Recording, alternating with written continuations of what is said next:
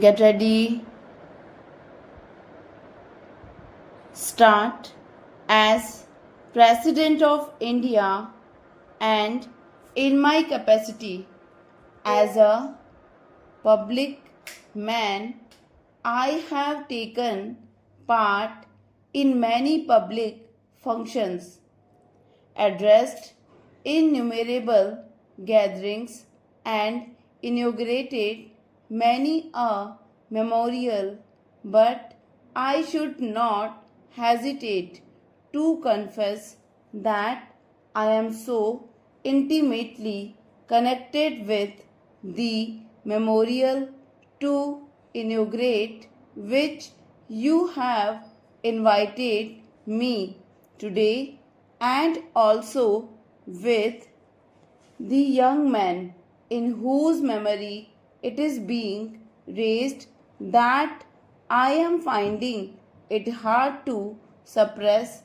my emotions without taking into consideration the experience and age of those who participated in the 1942 movement in Bihar. I must say that all of them were and are my colleagues, since I too had the privilege of taking part in that agitation. Some of us got an opportunity of working among the people, while some were arrested at the very start of the movement, so that their activities remained confined within the four walls of prisons.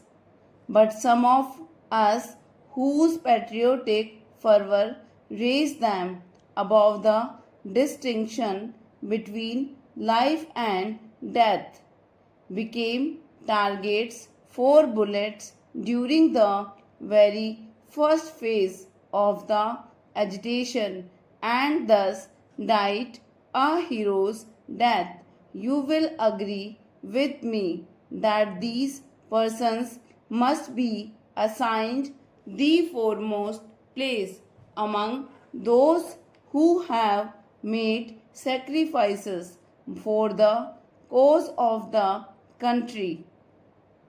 It is in the memory of such martyrs who laid down their lives unhesitatingly that this memorial has been raised today, when we are luckily independent, and the object for which those young men made the supreme sacrifice has been achieved. It is our duty to keep the memory of those martyrs fresh in our minds and pay homage to them.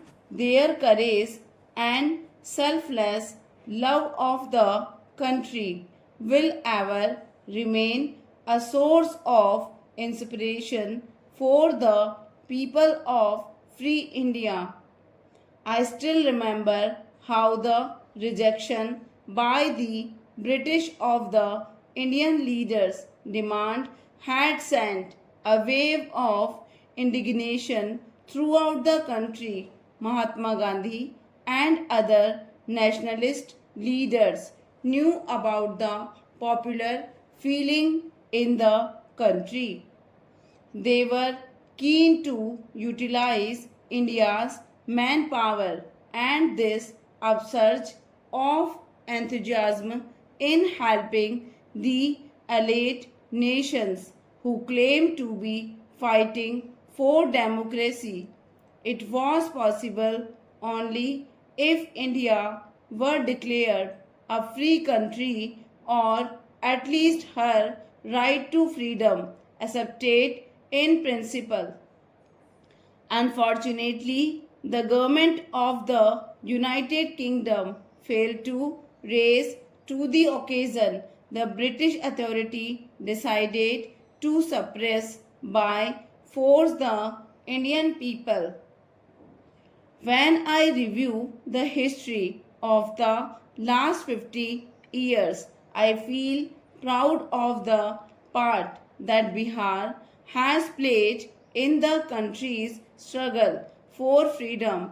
This feeling of pride is not based merely on the fact that I too happen to belong to the state.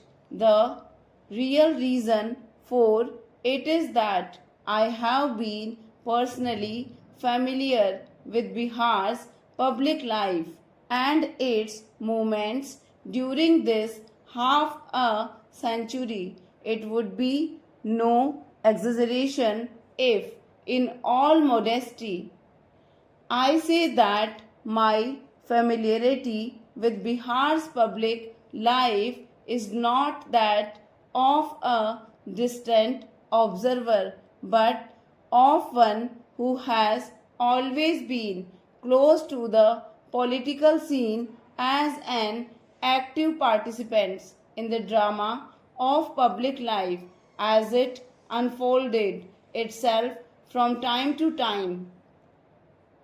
We can feel proud of the fact that the first experiment in the technique of satyagraha was conducted by Gandhiji in Bihar.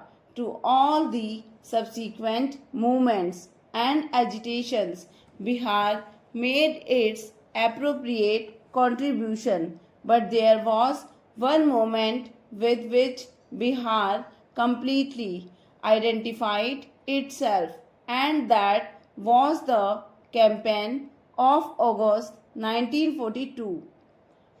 As far as I know, and my information in this regard is fairly adequate in our whole history of the freedom struggle, it would be difficult to find a parallel to the sacrifices made and hardships suffered by the people of Bihar during the 1942 movement. Nevertheless, the basis of that movement was truly national, and whatever Bihar did at that time forms a part of India's history. All these martyrs lay down their lives as Indians. Therefore, I feel that all that happened in Bihar during those months is a matter of pride, not only for this state but for the whole country. And these brave young men are the true sons of India. Their memory can admit of no geographical bounds. It pervades the whole land of ours. Let us bow to those martyrs who sacrificed themselves in the name of India and for the glory of India. These patriots ended their worldly existence so that a new chapter in India's history may begin. They offered their lives so that the generations to come may breathe unfettered the air of freedom in this country. The government of Bihar deserve to be congratulated on all that they have done to perpetuate the memory of these martyrs. Man does not live by bread alone. He cannot ignore the sentiments and feelings on the foundations of which stands the edifice of human faith and traditions. It is from these that man derives inspiration. Again, it is feelings which illumine his path in life. This memorial sustained in public's hearts. Stop.